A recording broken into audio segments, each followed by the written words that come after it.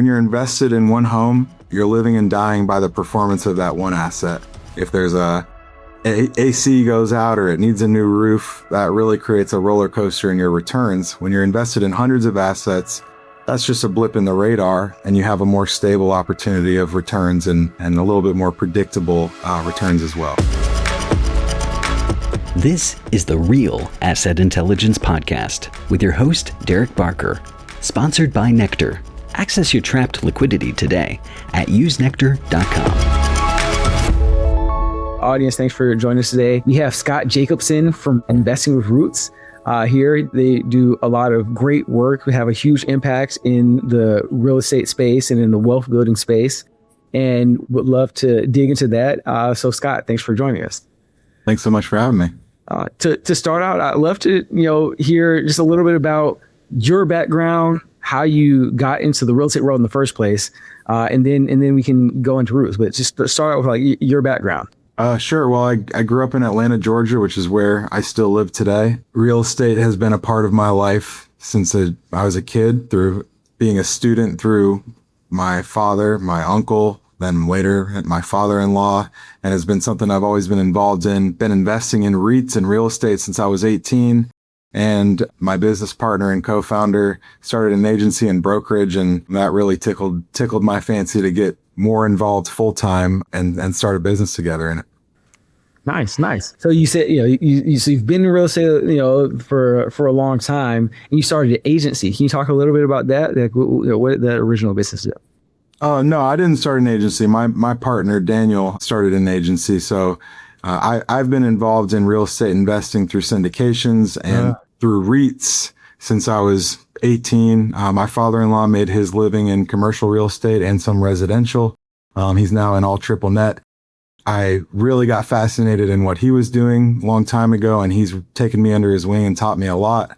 My uncle also made his living through real estate and taught me a lot. So it's always been something that I have been involved in, been a student of, been invested in that since I was a young adult. And my partner, Daniel, took the leap and went full-time as an agent and a broker, which over time, our friendship formed into a business partnership and got me over the hump into starting this company with him in 2020 and 2021.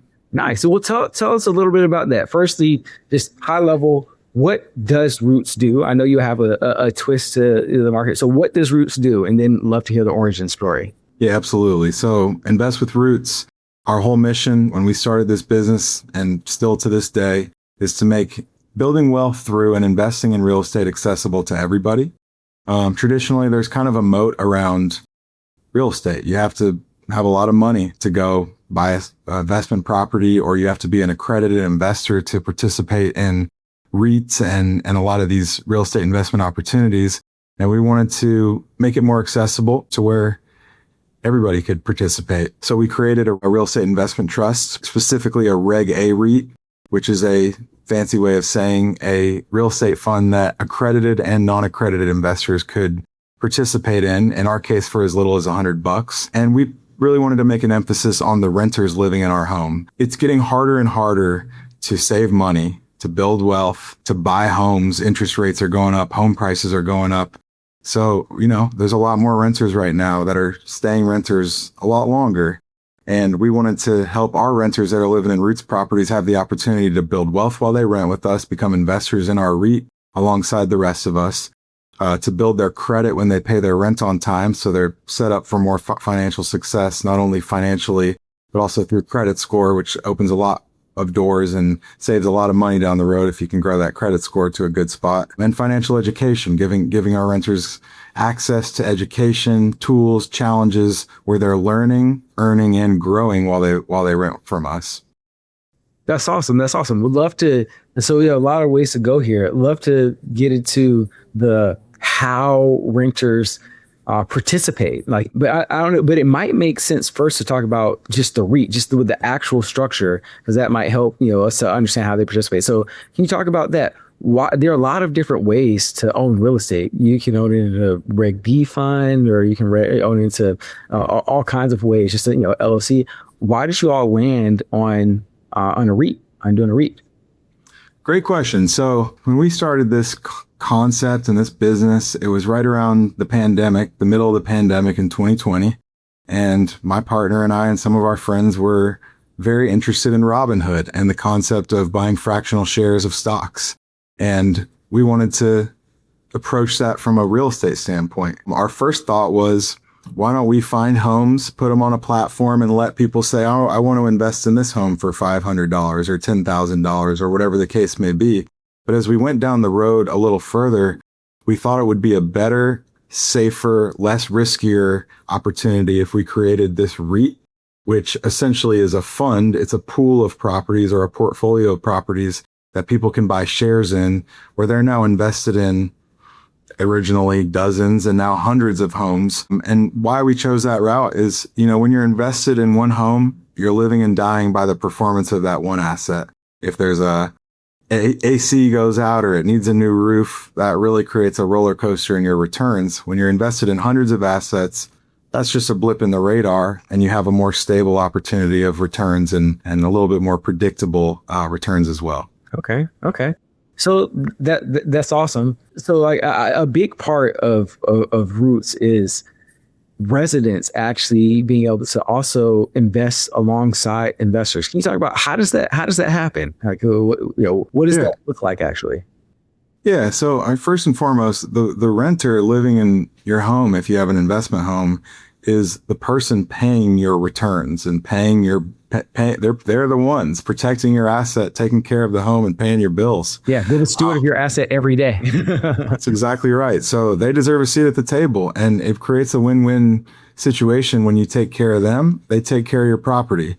So the way that it works is renter moves into a Roots home and they are enrolled in our Roots. It's a program called Roots Growth. We use the tagline, live in it like you own it, but we're essentially asking them to live in it like it's their own, take care of the property, send us videos occasionally showing us that they're taking care of it, doing surveys, telling us how they're doing, how we're doing, how the property managers are doing, just keeping a pulse on the property, and then taking challenges, learning opportunities. What is compounding interest? What is credit score 101? Just little learnings that they can engage with through our platform, that every time they do that, they earn rewards. These are monetary rewards that they can invest into the REIT or redeem towards pathways to home ownership resources and other tools that we offer to them. They also get enrolled in a program where every time they pay their rent on time, we report that to all 3 credit bureaus.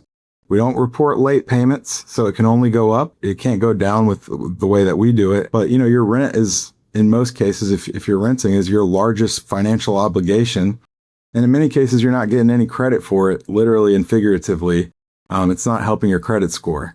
And we think that it's important that it should. And we've seen credit scores go up 100+ points in a year just by getting their rent payments reported on time. So they have the opportunity to learn through these challenges and surveys and financial education opportunities, which in turn gives them the opportunity to earn financial rewards, which in turn gives them the opportunity to grow and either invest those rewards, stack them up as dollars that they can later use towards a home purchase or whatever their financial goals, are aspiring towards, or towards other redemption opportunities that we really put an emphasis on home buying and pathways to home ownership as well. Okay.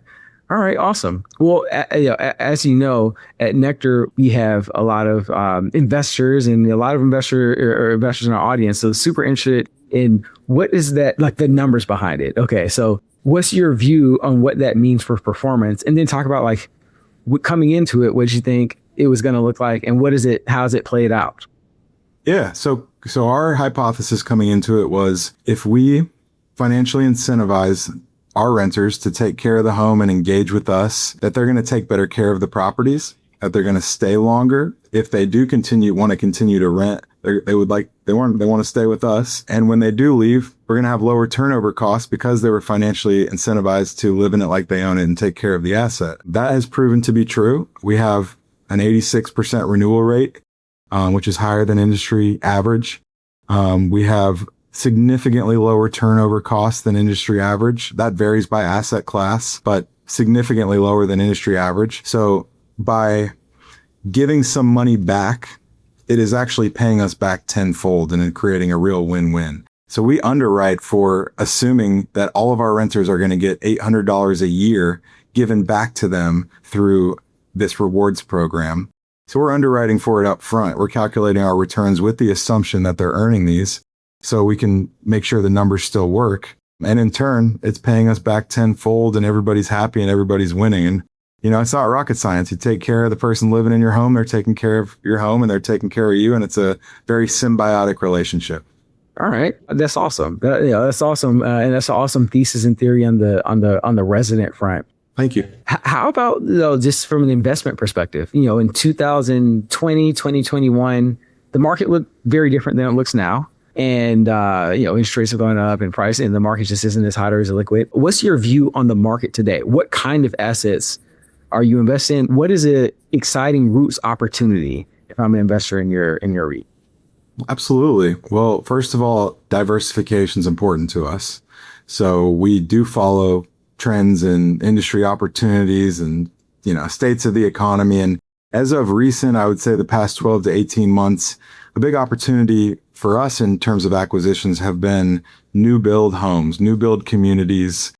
They were overbuilt, frankly. And so we had the opportunity and continue to have the opportunity to buy very nice new build homes and in many cases entire communities for well below their market value, which obviously creates a great equity opportunity for our investors that participate in the REIT. And we're also obviously, and of course, looking at returns and yields too. So it's a balance between equity and returns. Our portfolio is a mix of multifamily, detached single family, scattered site vintage. And most recently, like I just said, a big focus on new build homes and new build communities, which make up probably more than half of our portfolio at this point. Okay. And are you buying properties that are already stabilized? Or are you doing rehabs? Like or is it just kind of opportunistic based off of what comes in? Very opportunistic. We do it all. So we buy value add rehab projects anywhere from 10 to 80 grand rehabs. We buy new builds that are vacant that we have to purchase and lease up and stabilize before the REIT purchases them. Our operating company buys them, stabilizes them, because the Roots REIT doesn't buy properties until they're fully stabilized and cash flowing. And then in many cases, we're buying new homes and new communities that are fully stabilized, fully rented, and we're just taking them on and continuing from there. So it really is across the board diverse, and that is very, very intentional.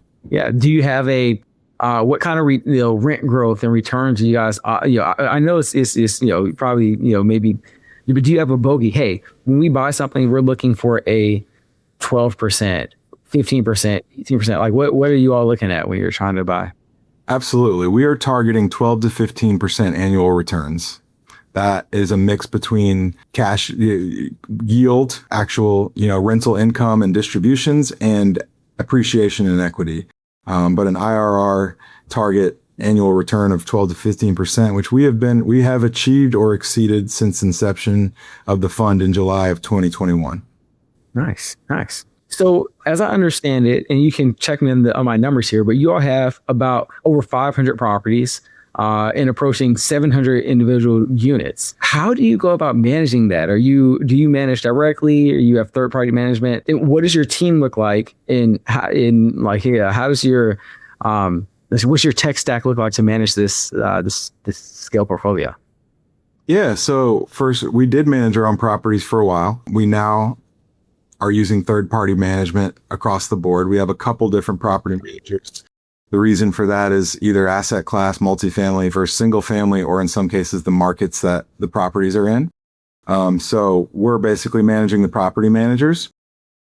In terms of tech stack, we have our own proprietary tech stack and software that manages that Roots Growth program, which is a wealth building rewards program for our renters. So that's all our proprietary software, and a place that our renters can go and complete their challenges, see how much wealth they've built, invest their rewards or redeem their rewards towards other things. So those things balance each other out and are endorsed by our property managers. Honestly, gives our property managers a leasing advantage when they're talking to renters, and a renter is comparing two homes, one that doesn't have anything like this and one that gives them $800 a year in rewards, helps them build their credit, gives them pathway to home ownership and other resources. which one do you think they're picking? So it really helps the property managers with leasing velocity and success as well. Yeah. In our, am I right that your portfolio is mostly in Atlanta? I would say about half of our portfolio is in Atlanta. The other markets we're in Augusta, Georgia. We're in Charlotte, North Carolina. We're in Nashville, Tennessee. We're in Oklahoma City, and a couple other markets coming soon as well. Okay. All right. So, as you mentioned, this heavy Southeast, so this is a place where you had a lot of supply, which has been a great opportunity set for you to be able to buy new construction homes at below replacement costs. But on the ground, from a leasing and rent and concession perspective, has that impacted the portfolio? How are you weathering through that? And what are your thoughts on where we are in the cycle? Yeah, I think right now, the past 2 years or so have been somewhat of a challenge from a return standpoint, in the sense of taxes have gone up, insurance has gone up, interest rates have gone up. So you combine those three things all together, and that creates a perfect storm. That's a lot of going up. It's a lot of going up, which means going down. Returns going down. So we have to stabilize that with better equity spreads and staying firm in negotiating better deals on that front to balance that out during that time. And what we do, frankly, is we underwrite everything as a cash transaction with no leverage. And we typically buy everything with cash.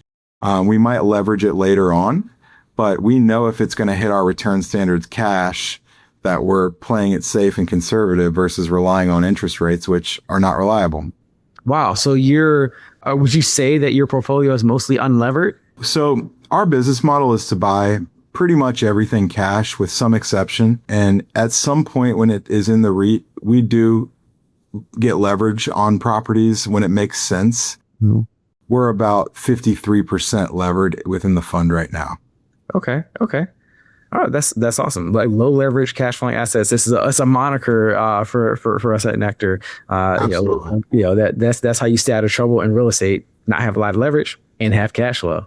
Absolutely. To pivot a little bit from the market, talk about something else that's going on that's big in the space. You all mostly have single family homes, and you're buyers of that, and some multifamily. How is there's been a recent housing bill, that's come to market. Love to get your thoughts on that, how it impacts the market and your business specifically. Yeah, this has been a very hot topic over the last few months. For those that haven't been tracking, the housing bill that is sitting on the president's desk right now for final sign off and to go into law is essentially trying to eliminate institutional investors from buying more single family homes. They define that by a entity or a company that has over 350 homes. And the goal of that is to help create more opportunity for first time home buyers. And the thought process behind it, I believe, is that there's a belief or a stigma that institutional investors are taking up the inventory from first-time home buyers. I can tell you from our experience, that's not what we're doing. We're buying build-to-rent homes. We're buying huge value-add homes that need major renovations that, a first-time home buyer, I've never seen us compete with those. I'm sure it's happening a little bit. And the intention of the bill is great because I am all about creating more opportunity for people to be able to buy homes. We absolutely need that in this country. But anyways, there are some exemptions to that bill that allow operators and investors to continue to buy if they fall within certain, compliance opportunities. And the one that really stands out to us is if you're offering your renters a pathway to home ownership, you're exempt from that cap of not being able to purchase based on your size. Now, I love that the bill is doing this because we've been focusing on creating pathways to home ownership long before this bill was ever proposed. So we feel very confident in staying compliant with that. We feel like we're ahead of it. We feel like the administration and the goals of this bill are aligned with our goals. So what we do is, I kind of talked about the building wealth, building credit. But what we also do is we offer our renters a right of first refusal. If we ever choose to sell a home while they're renting from us, they get the first look. They get a chance to buy it before we'll ever list it on the market. If a renter of ours is ever looking to purchase a home that's not ours, but they're still renting with us and they want to break their lease, there's no penalties or fees for doing that if they're going to buy a home because we want to support renters that are ready to take that leap. So our goal is to educate them so they're better equipped to do so when they're ready, to hopefully fill up their bank and their investment fund so they have a little bit more money to put down on a house. And as I've probably mentioned too many times already, to help them grow their credit so they qualify for a better rate and can keep their costs down. Nice. On those things, do you have any metrics that you want to highlight in terms of the number of people who have gone on to buy homes, or average credit score change of your residents, or something like that? Yeah, the average credit score grows right around 60 points on average per year. Now, that can vary. If your credit score is very low, it can go up to 100 plus points in a year. If you have a great credit score, it's not going to jump as much. But the cool thing about the credit reporting is it can go back retroactively up to 24 months. So when you sign up for it with our program, as long as you've lived in the same place, it'll go back and report your previous payments, which gives you an instant boost. So that's one metric I'll cover. I don't know exactly how many of our renters have gone on to purchase homes off the top of my head, but I can tell you it's been more than a few dozen. Our average renter living with us for 3 years has about $5,000 in their Roots growth account. So another metric that we're pretty proud of as well. Wow. Oh, that's awesome. Another thing, so you're the COO of Roots, and which is a operational, and like having this kind of portfolio has some amount of operational complexity, including with the credit reporting and all the other. What part of the job has your attention most right now? That's a great question. I would say right now it's operational efficiencies. I mean, using multiple third-party property managers. As I mentioned a few moments ago, we used to manage our own properties. There's pros and cons to that, but the pros in terms of our business model was we had complete control of making sure every renter knew exactly what we were offering them, how to take advantage of it, that they were engaged with it, understood it, were using it. We're giving them free money. It's a no-brainer. But if it's not explained, it's not going to get used. Right.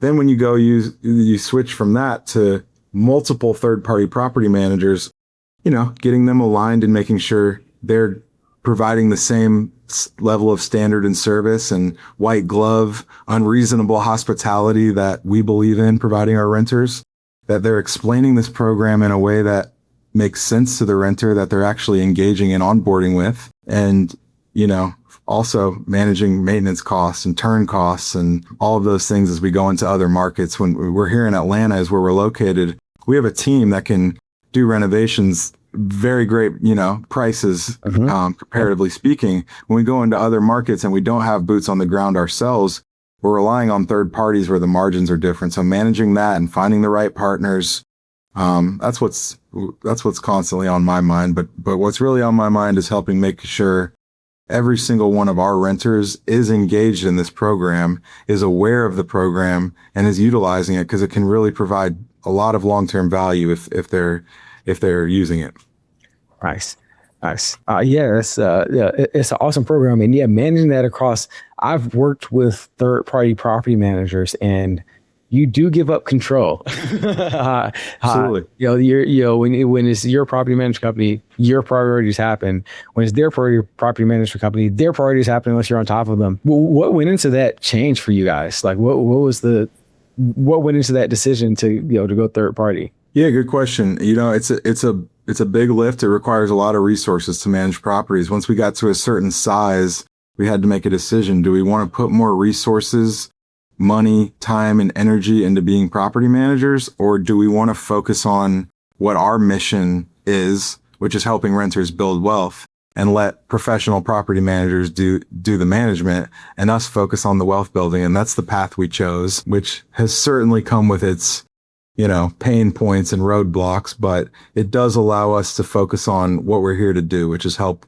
as many people as possible build wealth and not have to worry about chasing down rents or, fixing plumbing leaks and those types of things. Nice. As you're adding doors, I know like moving to third-party property management definitely probably facilitates that. Do you have a size goal for this year, for next year? And what are the operational bottlenecks? So what are the things that you need to unlock that? Yeah, it's not as much about doors, I would say, as it is about dollars. We will deploy about 200 million in acquisitions this year. Bottlenecks, it's all about managing what the REIT is raising and being able to keep up, keep up, the REIT can buy homes or it can't.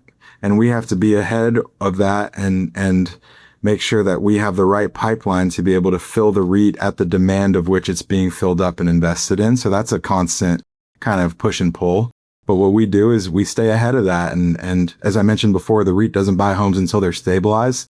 So our operating company is buying homes and communities and portfolios, et cetera. And they're in the queue to go into the REIT once they get renovated and rented. So staying ahead of that really helps us keep a healthy flow where we're never in a position where we have to make undisciplined purchases because, oh gosh, there's $3 million that needs to be deployed immediately. We stay disciplined and we stay ahead of it through that model. Awesome. So it's, talk about like what are the drivers? Like why are people choosing? Like who's your target investor, and why are people choosing your REIT as their investment of choice in the real estate market today? Yeah. Well, I would say our target is anyone and everyone. And that was the reason we started this business we have $100 investors. We have $1.5 million investors in the REIT and everything in between. And our whole, mission is to meet people where they are and we're not targeting the $100 investor. We're not targeting the 1.5 million. We're literally offering this to anyone who wants to participate. I think people are drawn to us for a few reasons. One is because we have delivered on the returns. As I said, we target 12 to 15% annual returns. We have met or exceeded that every year, every trailing 12 months since inception, which is a healthy return regardless of what you're invested in my opinion. And also we do have that social impact, and people do like the opportunity to make an investment that's making themselves money, but is also helping lift others. And I think that's somewhat of a novel concept that is new to some people and people are drawn to. Awesome. Well, this has been super helpful. As Nectar provides owner operators with kind of fast and flexible capital. As you add doors, like what you see in the market, where are kind of constraints where either flexible capital or mortgage capital, or where on the capital side there can be constraints? Like where places in the market where there's less efficiency from your perspective? That's a good question, Derek. We feel pretty confident, to be honest with you, in, our process and format and ability to raise capital. We have a really solid ecosystem that allows us to find and underwrite deals. If they pencil the way to our standards and buy box, we can raise the money to buy them, with the REIT in mind being the end buyer. So in other words, we have opportunities where we're buying portfolios or communities through LPs that we're putting on. Accredited investors can participate in those. That helps us buy the properties up front through the operating company. And when those properties exit to the REIT, those LPs get paid out. So that's another opportunity for accredited investors to participate and for us to be pretty confident in our capital raising abilities without much constraint. Obviously, we have to balance and understand how much we can buy and how much we can raise at a time, but we have a pretty good finger on the pulse when it comes to that. Nice. And then last question, or coming to the here, like with market as it is, where are you seeing the most opportunity? Are you seeing it on buying like deals on the market, kind of given where the market is, or is it off market? Like where is it direct outreach? Where are you all mostly seeing deal flow? Great question. Obviously, that changes by the seasons. I've alluded already, in the current state and over the past 12 to 18 months, it's been builder inventory, literally buying directly from builders that overbuilt, needed to get out of a project. So that's what we've seen. Now, what I don't have a magic crystal ball, but what I predict is going to be the next phase is multifamily opportunities. I think there are a lot of multifamily investors that took 5-year adjustable rates that are about to flip on them, and might need a little help. And I see those that have capital and the opportunity to buy those will be able to probably buy some multifamilies at some pretty good deals. Awesome. Well, it's been great talking to you, Jessup. Is there any anything that our audience should know, or that any kind of last things I should make sure that I ask? That'd be interesting, for someone who's interested in roots, but they definitely need to know. Well, a couple things. If you are an investor or an operator or a property manager, and you're curious and wondering how you're going to stay compliant with this housing bill, we have a solution for that, and I would love to share it with the world. We have a playbook, and we would love to help you implement it so that you can help your renters with a path to home ownership and continue to buy homes and continue to serve without competing with first-time home buyers at all. And if you're looking to invest in real estate, we have a place for you, no matter where you are in your financial journey or economic journey, whether it be a $100 investment in the REIT and doing compounding, recurring investments and setting long-term goals, or maybe you're a accredited investor and you want to get in on some exclusive opportunities through our LPs. We have something for you, and you can check us out at investwithroots.com. Awesome. Thanks a ton for the time, Scott. And look forward to keeping up and watching Roots grow. Thank you so much. Really appreciate you all having me on. And thank you for listening to the Real Asset Intelligence Podcast. Find out more at usenectar.com.